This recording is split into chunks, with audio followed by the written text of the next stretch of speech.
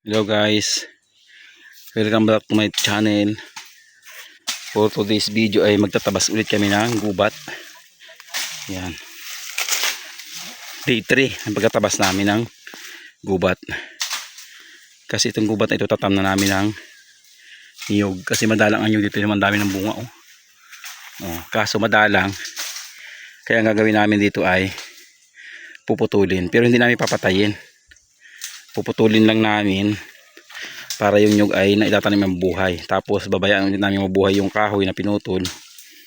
Utay-utay ng pagpatay. Pag malaki na, saka papatayin. Yan. Ito yung mga kasama ko yan. Tapos ito yung aming pinutol. Yan. Ito yung pinutol namin.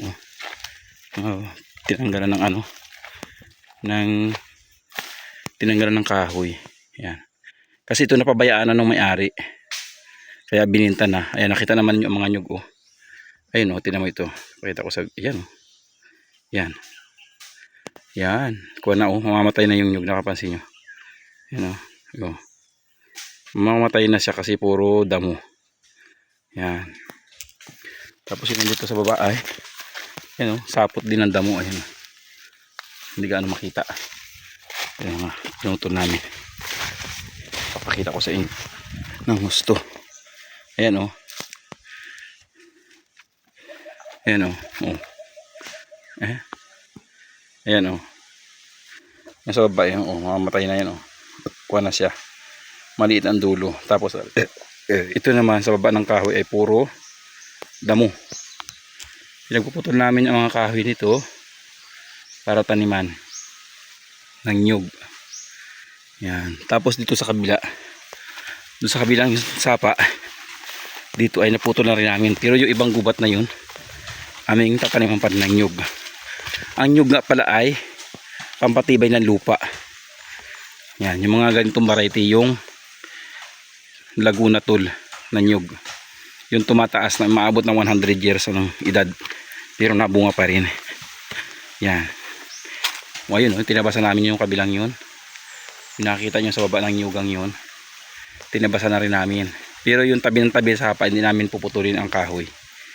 Yan. Para hindi siya gumuho. Tapos ang damo namin itatanim ay ganito. Ito matibay sa guho ng lupa. Ganito ang tawag dito sa amin, ito ay Maria Maria. Yan. Yan. Tapos ito, niyugan na ito, tatabasan ko ito. Yan, tatabasan ko, papuputol ko yung mga buli. Yan, may buli. Madaming buli rito. Papaputol namin yan para gumanda ang bunga ng nyug lalo. Tapos tatam na namin ng saging. Yan ito naman ang bunga ng nyug ang dami. May buli yun. Papaputol ko yan. Saka ito mga kahoy dito. Yan lang mo share ko muna sa inyo. Today is April 1, 2026. Ayan, thank you for watching.